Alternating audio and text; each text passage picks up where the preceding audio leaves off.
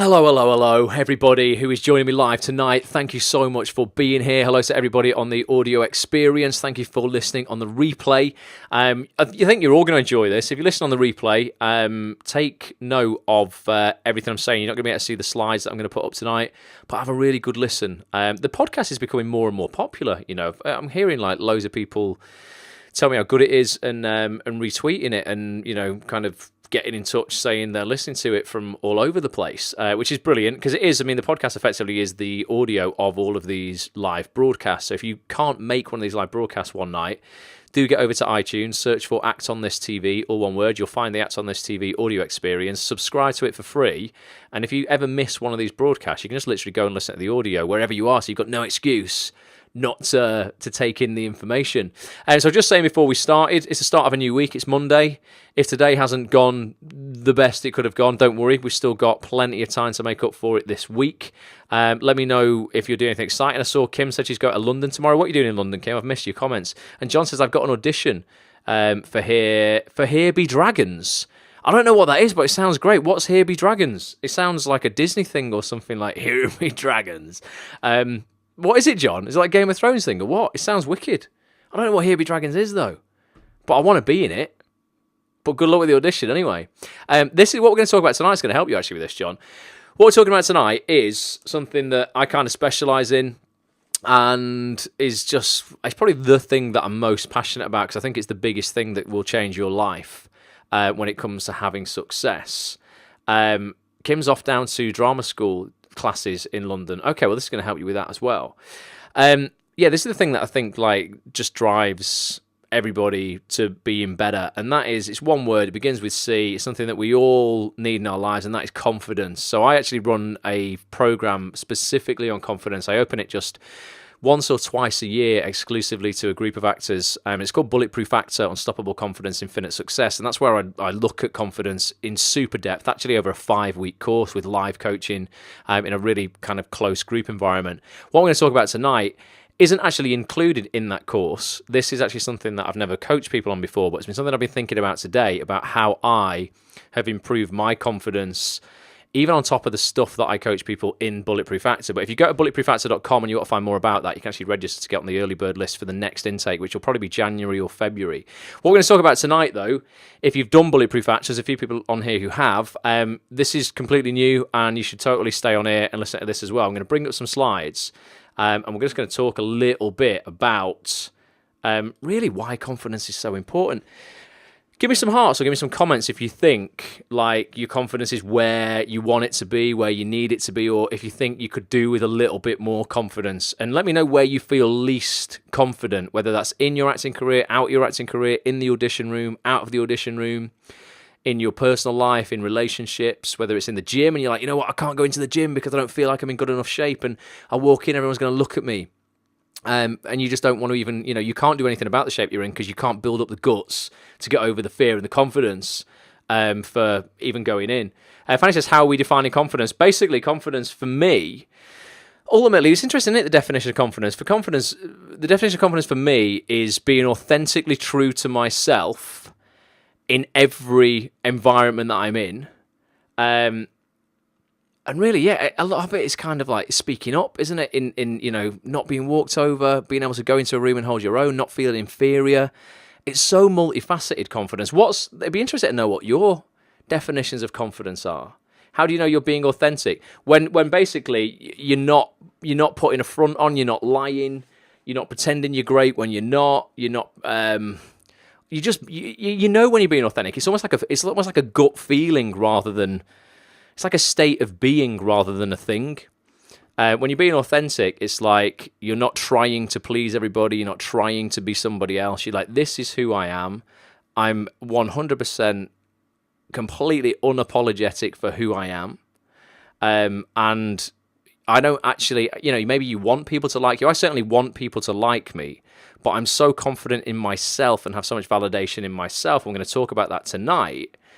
That I don't need anyone else's validation, or I don't need them to like me. If they don't like me, I'm like, totally cool. I'd like you to like me, but if you don't, I'm not bothered. Whereas some people, it cripples them, like, oh, such and such doesn't like me, or someone sent me this tweet on Twitter and they're giving me some shit on Twitter. And it's like, well, actually, you don't need validation off them. You should be able to self-validate.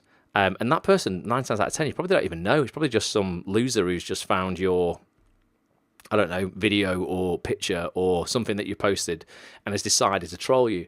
So it's an interesting one. I mean, confidence, I guess, means different things for different people. But for me, it means being unapologetically me, effectively, and being able to go into any situation knowing I can hold my own, and not holding back. And that's like in auditions, in anything, knowing that I am good enough. But let me know what it is for you. Had plenty of trolls on here. We did, Kim, didn't we? We had 400 trolls one night who I think just decided they were going to troll this broadcast. I can't remember what number it was. It's one of the funniest ones we've had.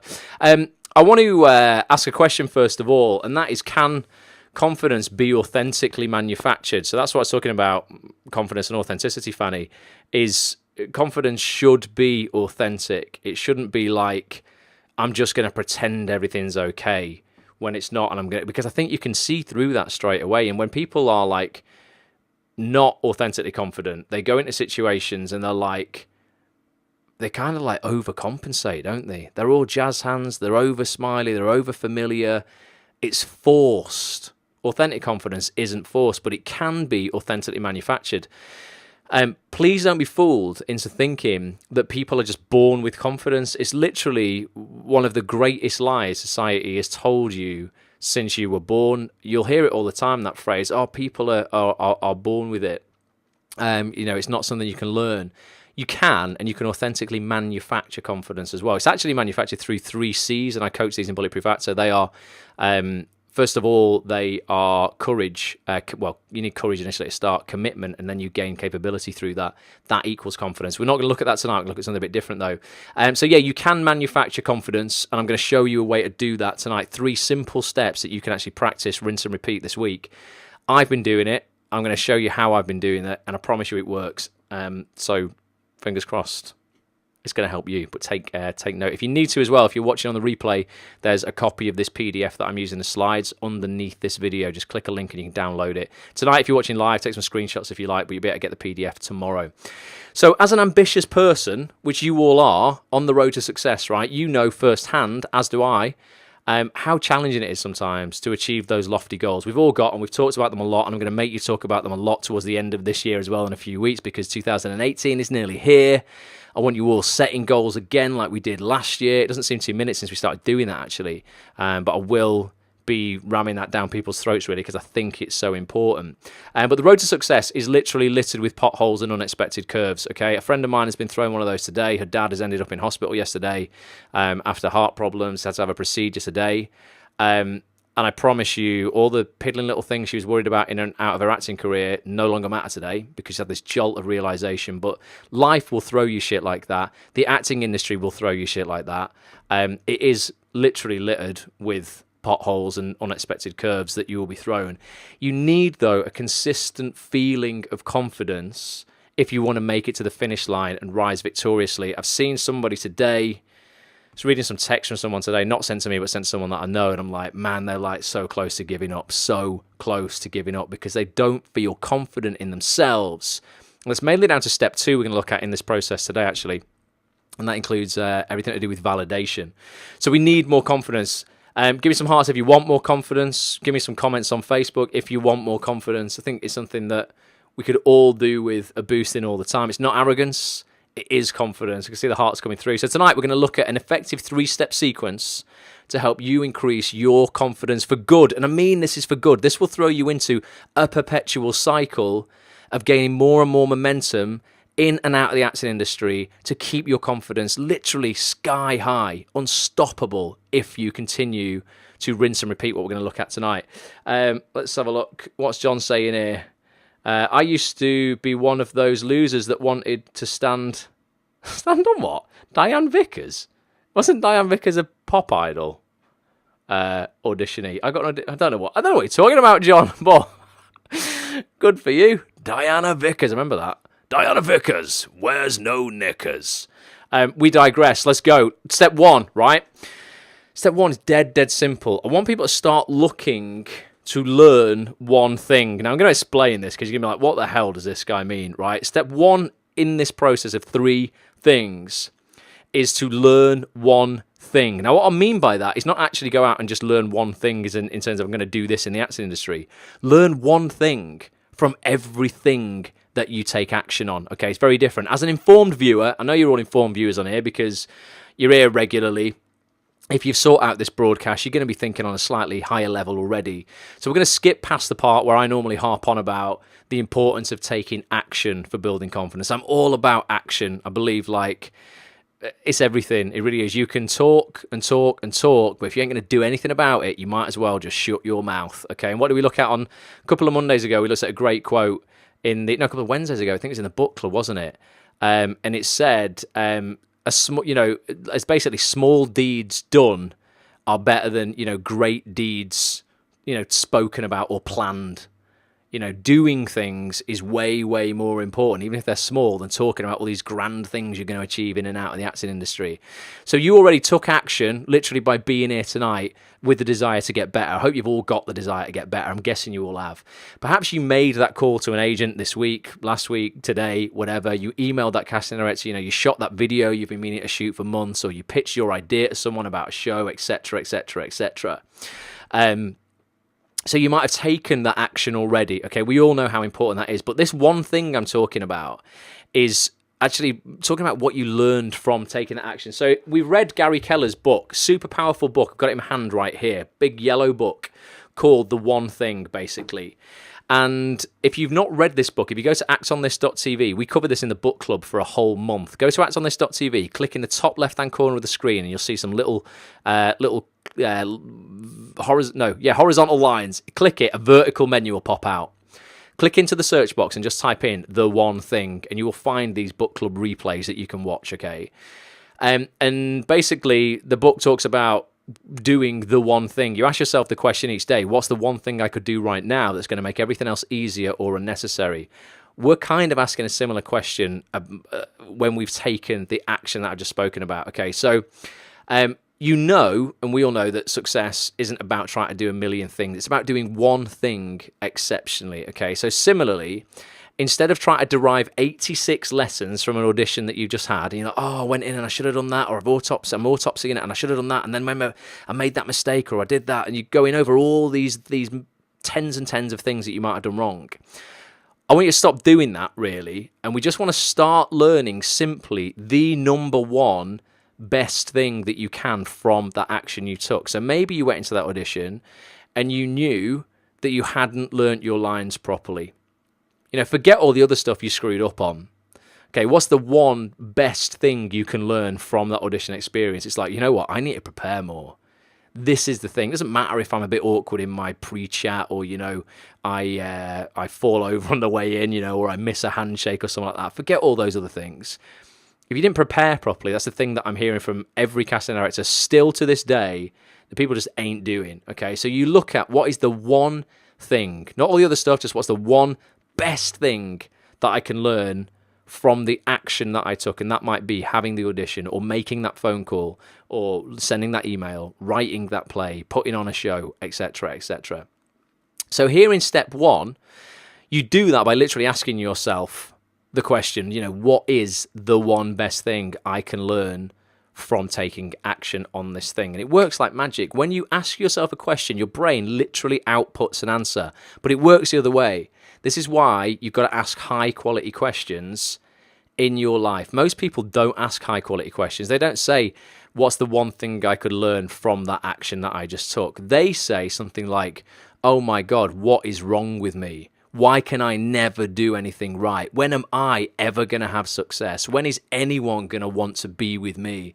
When will I ever make it? All these really negative shit quality questions. When you ask yourself quality questions, what's the one thing that I can learn, the one very best thing that I can learn from that experience I've just had? Your brain will give you an answer. It's like Google. You literally ask it, and almost without thinking about it, it will give you an answer. That's why it's so dangerous asking low-quality questions, because if you say to yourself, what's wrong with me? It's going to go and find a load of things as well that's wrong with you, and it's negative bullshit, okay? This only happens You only get those answers if you start this sequence immediately, though, after you take action, regardless of the results. When you get home, you might have forgotten, or you might not feel that feeling you have when you just come out. This is a major struggling point for me, asking high-quality questions, says Fanny. Something that you need to kind of occasionally, like, force. If you find this hard, Fanny, you need to start, like, it's cliche, but even as simple as, like, writing those questions out on Post-it notes and sticking them on your mirror so you're looking at them when you clean your teeth. Both internally and out loud, Kim. It's really important, and we're going to look at self-talk in a minute on the next few slides as well. Write those questions down. Write yourself some questions on a Post-it note now, like one on each note, quite big. One of them, write like these out. Right? What positive impact can I make to one individual today? It's a really high quality question. Whack that on your mirror as you're cleaning your teeth. I'm choosing not to do anything about it. It seems much like hard work to change. Got to do it, Fanny. Got to put in the work. So yeah, that's a high quality question. What positive impact can I make to one person today? You know, who could I get in touch with today that will bring me one step closer to my current goal? Because you're gonna get answers. Literally, your brain will go, bing, gonna output an answer. And it might not be the right answer, but if you do it every day, you're gonna make progress. Rather than, what's wrong with me? Why do I always feel so sad? Why can I not look like that? You know, it's just bullshit, isn't it? Because your brain's going to give you all those answers and go, because you're a loser, because no one likes you, because you're not talented. And all this negative self-talk comes back, and you just go down and down and down and down and down. Okay, so you've got to start asking you this high-quality question. What's the one thing, the very best thing I can learn from taking the action I just took immediately after you've taken it, all right? 2, validate yourself. This is the most important thing I'm going to talk to you about tonight. This is where this girl that I spoke about to you before is going massively, massively, massively wrong, because she is not validating herself. She's looking for validation from literally everybody else but herself. Her boyfriend, her family, her other friends, online, attention on Facebook, one of those people who will write a post that's like, oh my God, can it get any worse? And literally give no more information than that on Facebook. So everybody dives in and goes, what's up, hun? Inbox me. Are you all right? Oh, chin up, honey. You're amazing. All this bullshit. Because she's not validating herself. She wants every single one, every other person in the world. Every single one. I mean, what's that? I can't even speak tonight. She wants every other person in the world to validate her but herself, all right? So step 2, take the time, Kim, this is what you were just talking about a minute ago, to validate yourself with positive self-talk. Again, it's cliched, and we spoke about it loads of times, but it's critical if you want confidence. Tell yourself, nice job. That took courage. Let's keep going, baby. Shouldn't have put baby in there. Let's keep going, baby. I'm going to do this, right? I've got this. Positive self-talk. The key here is to speak to yourself positively and, again, authentically. It's not lying to yourself. It's got to be authentic. Speak to yourself the way a great mentor, coach, or friend would. Remember, too, right, in this step, you're not pumping yourself up, like I say, with empty affirmations or false hope. That's not the point of this. You are validating yourself because you took action and you learned from that action. This deserves credit in itself. It just does. Whether the output and what you achieved from it was what you wanted or not, you deserve credit for initially stepping up and taking action. And by practicing the act of self-validation here in step 2, you actually train yourself to remain confident regardless of whether or not you achieved or came up short. Because as we all know, those who've done Bulletproof Actor, there are no failures. As long as you are learning, you are succeeding, okay? And you've got to give yourself credit, literally, for learning. So you take the action initially. You say, right, regardless of the output and the outcome of that, what is the one thing that I can learn from this? What's the very best thing I can learn from this, okay? And then once you've done that, you go, right, okay, I'm going to self-validate myself and go, you know what? It was such courage doing that. Maybe you go on a date. It all goes wrong. You say, what's the one thing I can learn? Well, you know what? I'm not going to wear that outfit next time. And then you go, you know what? Well done for just going on that date. That is, courage, credit where credit is due, okay? And you talk to yourself in a positive manner, okay? That's step 2. And when you validate yourself, whether you land the job or not in acting, or you get on with that date or not, or whatever, most people just don't do it. They don't validate themselves whether or not the outcome they got was what they wanted, okay? And that's why they lack confidence. But I want you to remember this, right? You yourself, and you can say this, I act, learn, then validate myself, regardless of the external result. I act, I learn, then I validate myself, regardless of the external output. And this trains you to feel good about yourself no matter what people say about you. Because you really shouldn't care what people say about you. I've said this before, it's a bit of a conflict, a push and pull in me. I really want everybody to think I'm all right and like me, because I am authentic, and what you see is what you get, and I want people to see that. But if they don't, I don't need their validation, because I know my intent is always pure and good. So I act, I learn, and then I validate myself. I'm like, you know what, Ross, fair play, mate. You threw your hat into the arena. Yes, maybe it didn't turn out how you wanted, but none of these idiots, none of these idiots did. They just want to sit at the sideline and slag you off, etc., etc., okay? While most people crumble when they don't get the results they desire, you feel confident even when you lose. If you can fall in love with losing as much as you can with winning, you are dangerous. If you enjoy the no's as much as the yeses, because you know every no is one step closer to a yes, you are dangerous, people, all right? You know that campaign is long, and if you keep learning, you'll accomplish the goals you desire in the end. So that is step 2, all right? Step 3 is simple. Repeat the action you took initially, okay? Action breeds confidence and courage. If you want to conquer fear, don't sit home and think about it. That was a quote by Dale Carnegie, as far as I know. I try to remember it. I'm pretty sure it is. I think it was Andrew. I'm sure it's Dale. Action breeds confidence and courage. Okay, so if you want to conquer fear, don't sit home and think about it. Is that the diamond miner guy theory? Kind of, Kim. I mean, the diamond miner picture that everybody's seen is where that guy's literally at the seam of a diamond, like, heist in the mine, and he's just about, like, one more strike through, and he's hit the diamonds, but he's walking away, and the other guy is up top. He's got a bit further to go, but he's going for it.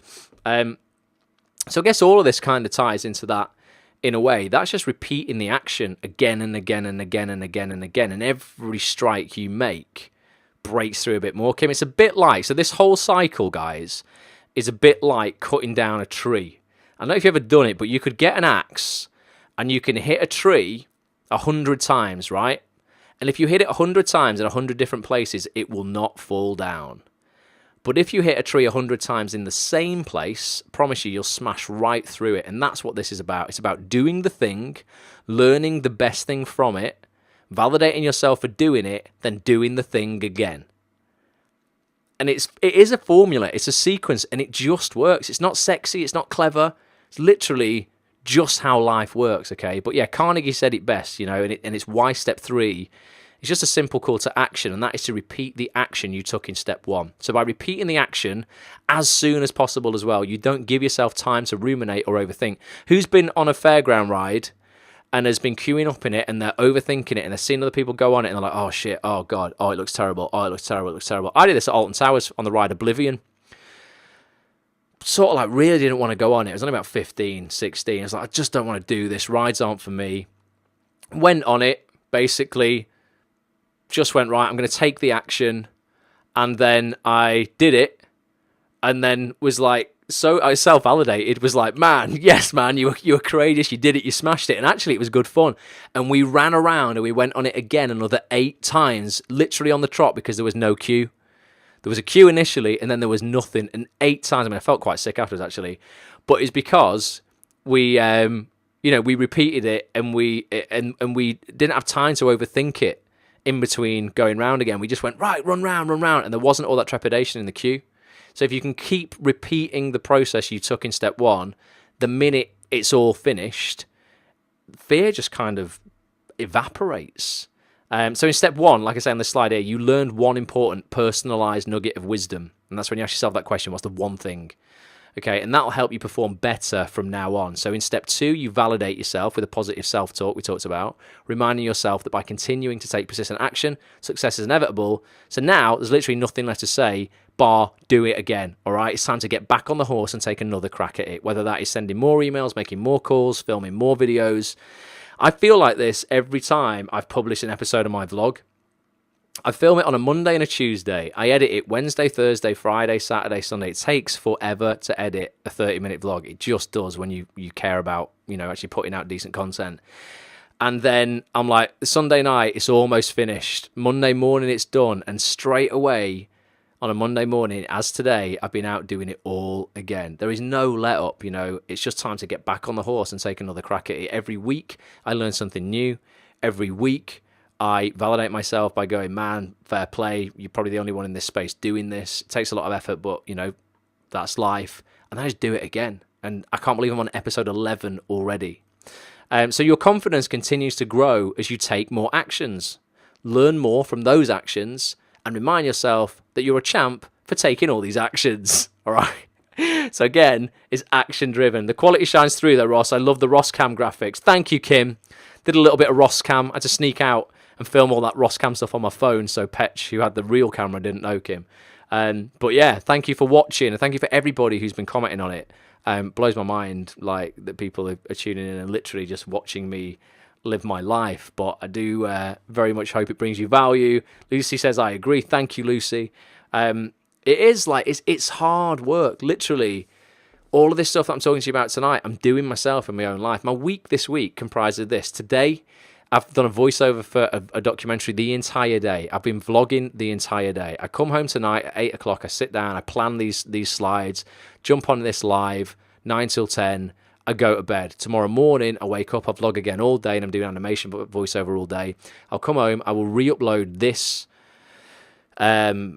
this broadcast as a replay on actsonthis.tv, but I'll also turn it into a podcast and put it out on iTunes.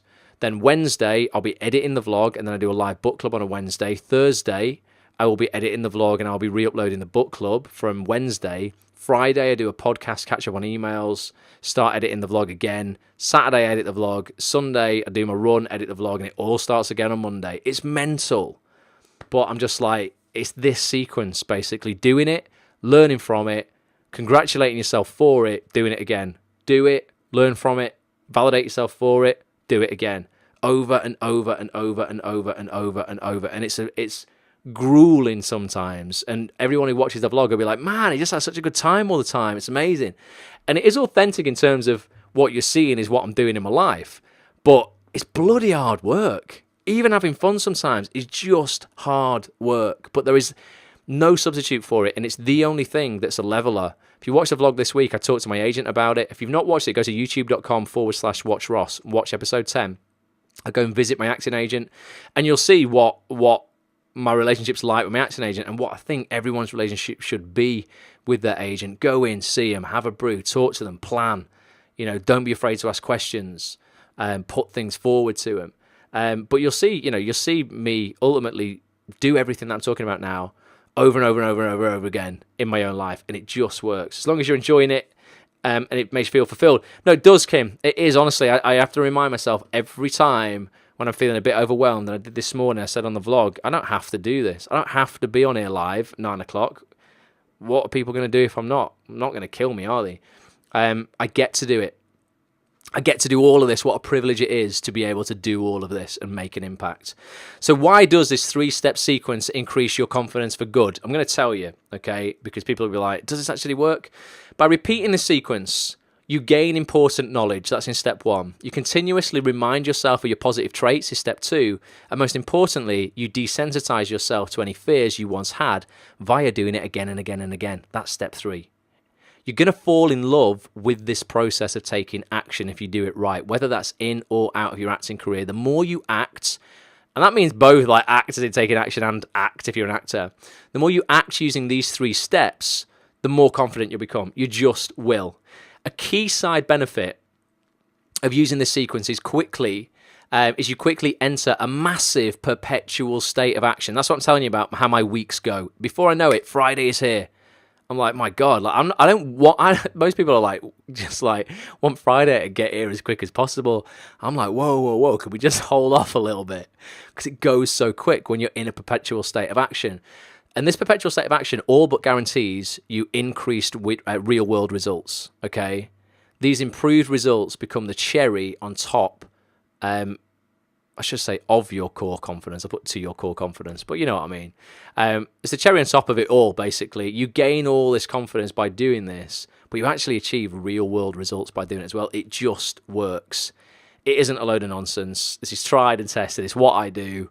And I think it will work for you. Okay, and I want to end on this quote, which is basically, if you have no confidence in self, you are twice defeated in the race of life. Which I think is a powerful quote by Marcus Garvey. If you have no confidence in self, you are twice defeated in the race of life. Because if other people don't have confidence in you, that's one thing. It's one loss. But if you don't have it in yourself, bang, you've lost again. I just think it's powerful. So I hope that kind of makes sense. I'm going to go back and just give you the titles again of each step. 1, write these down. 1, learn one thing. And that's basically once you've taken an action on anything, you've made a call, you've asked someone out, you've been to the gym, you've done an audition, you've recorded a voiceover reel, or you've done a show reel scene, whatever it is, you just don't try and learn 90 things from it. You're going to confuse yourself, and if it wasn't the outcome you wanted, you're going to make yourself feel bad. You're not looking for 90 lessons in each thing that you do. Learn one thing from everything that you do. What is the one very best thing you can learn from the action that you took? That is step 1, dead straightforward. Then step 2, validate yourself for even taking that action. Congratulate yourself for doing the thing, that you did that gave you the outcome in step 1, whatever that is. And as long as you are taking action, you totally deserve that credit, because so many people want to sit at home saying how hard the world is and how hard the acting industry is and how unfair it is. This conversation you'll see on my vlog I had with my agent, we were both like, we're really grateful the game isn't fair, because the game shouldn't be fair, because then everybody wins and then hard work stands for nothing. But hard work is the thing that you have control over. You don't have control over your genetics necessarily and how you were born, the height you are, the hair color you have. You do to a certain extent. But the one thing you do have total control over, whether you like it or not, and this is like the thing that makes you or breaks you, is how much work you're prepared to put in. And if you're putting work in, validate yourself and go, I don't need anyone else's approval. I'm doing what I'm doing. Thus, I'm winning. That's step 2, validate yourself. And then step 3, dead simple, just repeat the action you took in the first place. And the more times you do it, the better you're going to get. It's why I basically put myself in front of a camera as much as I can. Here on these live broadcasts, on stuff like Instagram, on the vlog. It's like the more I can be talking to a camera in my industry, the better I'm going to be. And I want to do a lot of presenting. That's why I'm making this documentary for the BBC. And I only got that through asking for it. Just going, life will pay any price you ask of it, what you're asking for. And I asked for it. And then I'm like, well, I need to be good, because I need people to, trust and believe in me and have confidence in me as much as I have in myself. And that was when I was like, right, I'm going to start up doing video interviews, and that's on this. I'm going to start doing live broadcasts. I'm going to do a Periscope and a Facebook broadcast twice a week. Initially, it was every day for 30 days. Just repeating that action again and again, learning one thing from it. I remember that first live broadcast I did. I'm going to jump back on camera. The first live broadcast that I did, I think one person showed up for it. I had no idea what I was doing. I was using my old iPhone 5 for it. It was just using the microphone that's built into the iPhone. I did it portrait rather than landscape, because you couldn't even do it landscape. Kim was there. Kim, you might have been the only viewer. And I did it. And then I went, right, what's the one thing I can learn from that? Right, okay. And I still, I still notice this a little bit when I'm talking. And I try and catch myself. And rather than say, I try and just say nothing. But I still know that I too much. Way better than I used to be. Like, God, like completely different person. But I know I have a tendency to fill in blanks with and I'm trying to catch myself and go, just don't say anything. Hold it. Then go on to your next thought. Hold it and go on to your next thought. So that's the one thing that I was, I could learn from something. I'm like, that next time, when I do a broadcast, I'm just going to focus on that. Not all the other things, not my internet connection, not the fact that the lighting wasn't right, or the top I had on didn't work, or, the audio wasn't great. It's the one thing. Stop saying, And then from there, I go, you know what? Validate myself. Well done, mate. You did a Periscope and no one else is doing it because they don't have the balls to go live. And then I just do it again. And you repeat that process. Now, this is 233. I've repeated it 233 times Remember, Kim? Yeah, Kim says, "Oh, you forgot to plug your phone in." Yes, Kim. Kim used to remind me at the start of every live broadcast to plug my phone in, like I have it here now for those who are watching live, because as I was actually going live on my phone, I ran out of battery and the whole broadcast switched off. So at the start, Kim used to say at the start of every one, "Have you got your coffee?" I don't drink coffee anymore, Kim. I just have some. Well, I do, but not this time of night. I've got a tea here. Looks like a cup of blood, but it's a cranberry tea. And she'd say, "Have you got your coffee? And is your phone plugged in?" And yeah, that was a lesson. Didn't focus on everything else. That was the lesson. I learned from that. And then I said, "Well, you know what? Well done, mate. At least you're doing this." And then I did it again the next day. And it just works. You can apply it to every single thing in your life. So is that useful? Because it's only 3 steps. That's why I was like, you know what? If I can develop this into just 3-step thing, it's better than going, right, let's look at confidence over 5 weeks. Like I say, I do that in Bulletproof Actor, Unstoppable Confidence, Infinite Success, a mega in-depth process. If you want to go all in on confidence, go to bulletproofactor.com, and I'm going to be launching that again February, I think. But this is just something that you can pick up and actually do today, and just be mindful of as you go into this week. But if you can get yourself into this sequence, you're going to start that perpetual motion off, and you're just going to get better and better and better and better and better, and it's going to become automatic in a way. You're not going to have to think about it. You're going to go out, you're going to do. You know what? I had this today. I was filming a bit of my vlog. I had to self-vlog this morning on my own, and I was in Starbucks, and I set the camera up, and it's a busy Starbucks, and I had to sit there, and because it was quite loud, quite audibly, and energetically present to this camera on my own. No one was holding it, in Starbucks, surrounded by people, all looking at me going, "What the hell is this guy doing?" Confidence can seem like this massive impossible thing, but it's just those 3 those 3 things. No, it is. It really is, Kim. It really is. Those 3 steps. And I just was like, right, I've got to, again, courage, commitment, capability. I've got to get the courage to speak to this camera in front of all these people and not care. Once I've started, I've got to commit to it. Otherwise, I'm going to look even more stupid. And then through committing to it, I just get the capability of doing it. And I no longer care what these people in the background are looking at. And I think in life, when I think about all the things that I've had success in and other people have had success in, I think they've done unusual things to have that success. So if you're out in public and you're doing something a bit unusual, like holding a camera up or setting a camera up in a coffee shop and talking to it, yes, that is unusual, but that probably means you're doing the right thing. I'd be really interested if anybody else has decided they're going to vlog or anything like that, because it is, again, a matter of practice. That at first, when you're talking to a camera in public, it's awful when you speak under your voice and you're a little bit like this. But the more you do it in public, I said then again, it's caught that one. But the more you do it in public, the better you get at it. And then you validate yourself by going, yeah, man, no one else is doing this here, and I'm actually pretty good at this. And then you do it again. And then eventually you just get so confident at it that it doesn't matter who's looking at you or where you are. You could be surrounded by people on a train, and you'll still pull the camera out and you'll still talk to it. Because no one will really say anything. A few people have dived in the back of the shot, if you've been watching my vlog occasionally. But most people will just walk on by because they don't want to be on camera, because they don't have the confidence to be on camera. They walk past with their head down. Or they're maybe skiving work and they don't want to be on camera because they should be at their desk. But it's interesting, but you've just got to keep rinsing and repeating, and that confidence will come. So massively appreciate you for joining me. Anyone got any questions on that? Anyone got any questions on anything in general, and you want to ask anything at all? Anyone got any feedback on the vlog? Anything you want to see on these live broadcasts? You can see a vast improvement from episode 1 to episode 10. Thank you, Kim.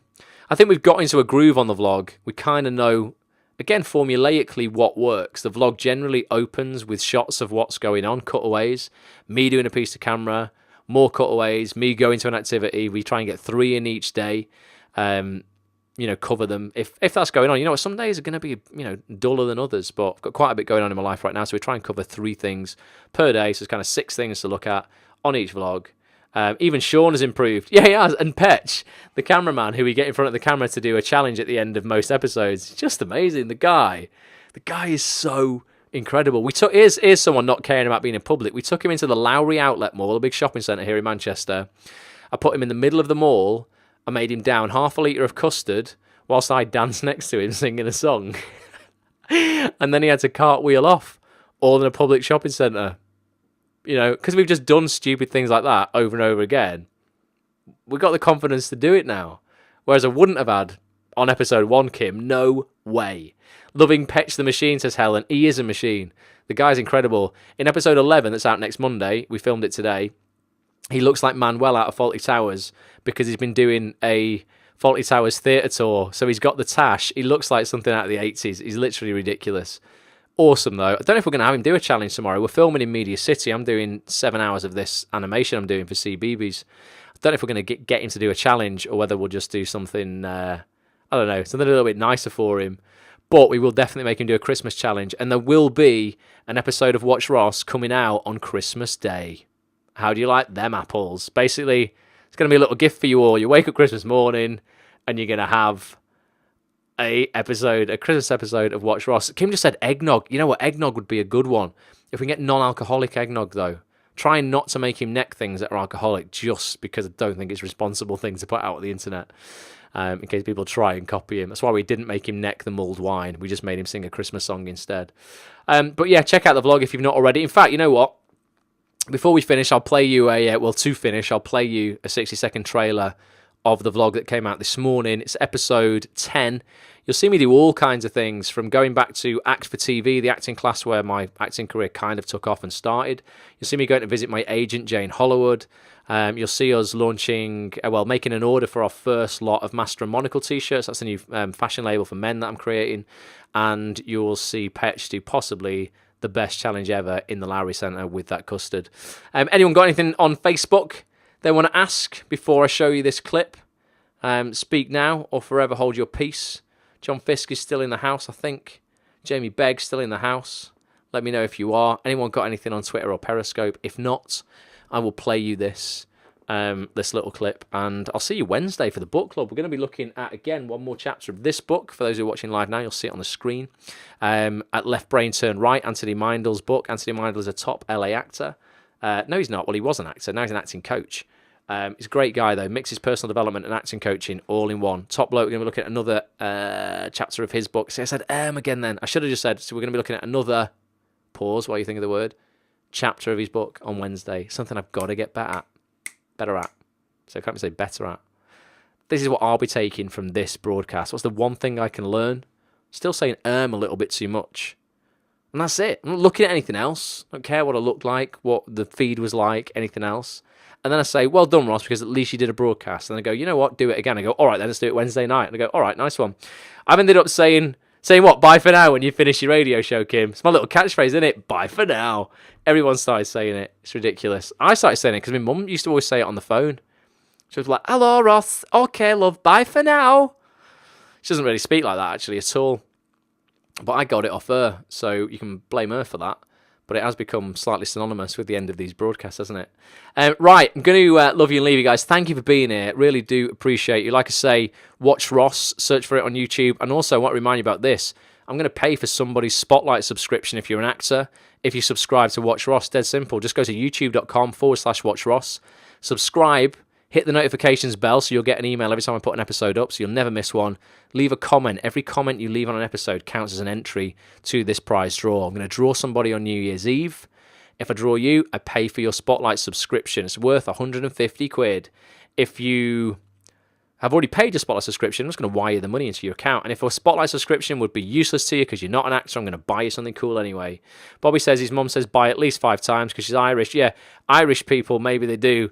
Definitely, my mum's not Irish, but she definitely does it as well. She says bye. Maybe it's a mum thing, Bobby. They say bye, literally, minimum of 5 times, isn't it? Okay, love. Yeah, that's great. Okay, then. Yep, bye. All right, yep, excellent. I'll see you in a bit then. All right, yeah, fantastic. See you then. I'm like, oh, you've literally said bye 12 times. And Scott says, Kim, I think it's a universal mum thing, Kim. Just is. I don't even think it's a nationality-based thing. It's just mums. They just can't get enough of saying bye on the phone. Right, I'm going to play you this clip. Thank you, like I say, for being here. And I'm going to... Very jealous of that accent, says Fanny. Oh, I wouldn't be. Yeah, I'm going to see you Wednesday night for some book club action. 9 p.m, please be here. If you watched on the replay, thank you. Be here live next time. If you're listening on the audio experience, thank you. Be here live next time. Facebook.com/@onthistv or Twitter.com/@onthistv. Check out this. It's what you're missing on the vlog. Bye for now. Those ones who really do want it and are good enough win. Welcome to episode 10 of Watch Ross. Cannot believe we're actually hit double digits. Can you, Petch? Without you and the guys at the voiceover gallery, I'd still be in game, working in a computer game shop for minimum wage. I wouldn't even be able to afford a camera, never mind pay someone to film me with it. Look who it is!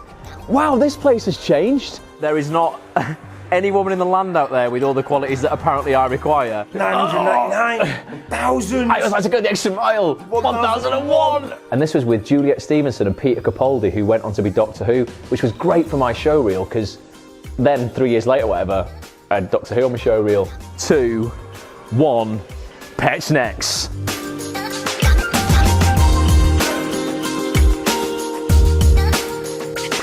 Who knows what could happen?